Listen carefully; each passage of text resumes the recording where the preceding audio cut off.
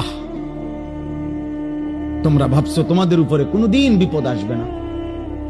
তোমরা ভাবছো এই মোবাইল টিপতে টিপতে তোমরা একদিন কবরে যাইবে। তোমরা ভাবছো এই নারী দেখতে দেখতে তোমাদের এভাবেই হায়াত শেষ হবে। কে তোমাদের বাবা, কে তোমাদের মা, কে তোমাদের আল্লাহ, কে তোমাদের নবী, কে তোমাদের ধর্ম, কি তোমাদের কিতাব, কিছুই জানো না। চেহারা সুরত দেখলে বোঝা যায় বাপ দাদা বংশ ধর্ম আল্লাহ নবী কারোর সাথে কোনো সম্পর্ক নেই। চুল, চেহারা, লেবাস, পোশাক, জামা, গেঞ্জি, শার্ট, চলাফেরা, পেশাব পায়খানা দেখলে, হাঁটা চলা দেখলে, সারা দিনের আড্ডাবাজি দেখলে, আহারে 365 দিনে কোনোদিন মসজিদে আসলা না, কোনোদিন ফজরের নামাজ পড়লা না। মুসলমান এমন হয়? তোমার বাবা দাদা এমন ছিল? তোমার পূর্বপুরুষ এমন ছিল? বাপ, একজন মুসলমান 365 দিনে কোনদিন ফজরের নামাজ পড়বে না? হ্যাঁ, 16 বছরে 20 বছরে কোনদিন মনে পড়লো না যে আমার নবী সাল্লাল্লাহু আলাইহি ওয়াসাল্লামের চুল মুবারক কেমন ছিল? এই তোমরা যারা পেশাব করে পানি নাও না, আরে তোমরা রাস্তার কুত্তা দেখো না? দেখো না, কোনদিন মিলাইছো না? কুত্তার লগে কি সুন্দর মিলে। ওই জানোয়ারও পেশাব করে পানি নেয় না, তুমিও দুজনে মিললে একটা ছবি উঠাইও, সেলফি। হ্যাঁ হ্যাঁ, কুত্তার লগে তোমার একটা সেলফি দিলে দারুণ বানাবে, দারুণ বানাবে, সেরকম লাগবে তোমার। জনসা একটা ছবি দিয়া কমেন্টস জানাইবা দেশবাসীকে আমাদের দুই জানোয়ারকে কেমন লাগতেছে।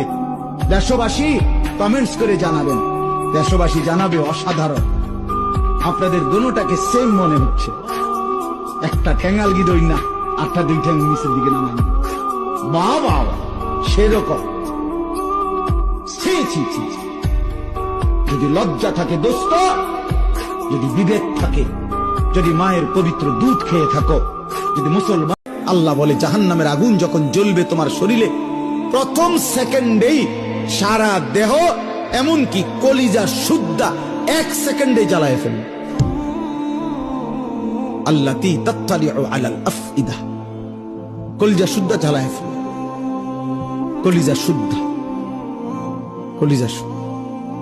ওই যে মাইলস্টোন স্কুল অ্যান্ড কলেজের কতগুলো বাচ্চা বিমান দুর্ঘটনার দিন আগুনে পুড়ে গেছে, দেখছে মোবাইল পত্রিকার ছবি, জ্বলন্ত বাচ্চা, শরীরের খৈসা খৈসা চামড়া পড়তেছে, হাঁটতেছে দুনিয়ার আগুনে। রিক্সা ড্রাইভার নিতেছে না, সিএনজি ওয়ালা উঠায় না, মানে এটা বাচ্চাটা দেখে চিনাও যায় না এটা কি, আপন মা সন্তান চেনে না। তুমি কি মরবা না? তুমি কি কবরে যাইবা না? বাস, এই পৃথিবীর কত রাজা বাদশাহ কবরে চলে গেছে, তুমি কি কোনোদিন কবরস্থান দেখো নাই? তুমি কারো জানাজা পড়ো নাই? তুমি কি কোনো মানুষের, আমরা বলো না বাজান, বলো না, এই দরদি ভাই চিৎকার করে বললাম, তুমি যদি বলো তোমার পায়ে ধরতে, আমি পায়ে ধরতে রাজি। তুমি যদি বলো তোমারে জড়িয়ে ধরে কাঁদতে, আমি কাঁদতে রাজি। বলো কেন আল্লাহর সাথে রাগ করলা? কেন আল্লাহর সাথে রাগ করলা? কেন আল্লাহর সাথে নারাজ হইলা? কেন সেজদা কপালে জুটলো না?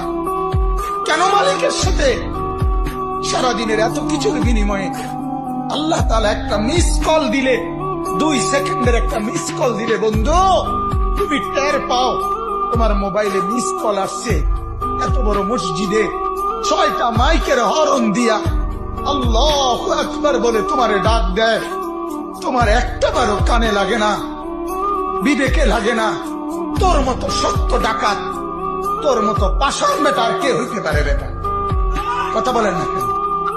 তুই ডাকাত, কত বড় ডাকাত। আমারে যে উহুদের ময়দানে দান দান শহীদ করে রক্তাক্ত করছে, তুমি শোনো নাই? আমি যে 14 দিন পেটে ক্ষুধার তাড়নায় পাথর বাঁধছিলাম উম্মত, তোমার মনে নাই? একবারও শুনো নাই আমার ক্ষুধার কষ্ট, আমার পিঠের ব্যথা, আমার দাঁতের ব্যথা, আমার কাঁধে 2টা কড়া ঢুকে গেছে উম্মত। আমার ঘরে 3 মাস আল্লাহর নবীর স্ত্রী আয়েশা বলছে, আল্লাহর কসম উম্মত, নবীর স্ত্রী বলছে 1 ফোঁটা চুলায় আগুন জ্বলে নাই। নওজোয়ান আপনারা বলেন বাপ, আজকে যাদের 1 বছর 6 মাস 2 বৎসর কোনদিন ফজরের নামাজ পড়েন না, দিনের পর দিন রাতের পর রাত যায়, এভাবেই 6 মাস, এভাবেই 1 বছর, এভাবেই 2 বছর, আপনি জানেনও না ফজরের ওয়াক্ত হয় কখন, ফজরের জামাত হয় কখন। মেরে মুহতারাম, আমার ভাই, আমার বন্ধু, বলো। ওই দেখেন ওই অপদার্থ কি করে, দেখেন, দেখছেন দেখছেন ভাই কি পরিমাণ অপদার্থ, দেখেন কি পরিমাণ বেহায়া। চিন্তা করছেন? হ্যাঁ, এটাই জীবন। কিসের ইসলাম? কে বলে কি বলে? আমার মোবাইল,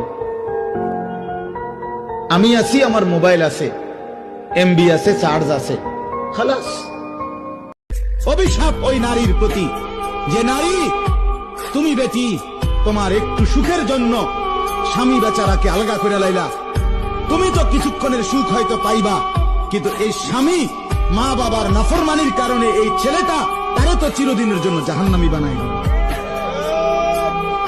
মা বাপ যদি কষ্ট পায়, আহাজারি করে, মা বাপের কলিজার মধ্যে যদি ব্যথা লাগে, তো এই সন্তান জাহান্নামী হবে না?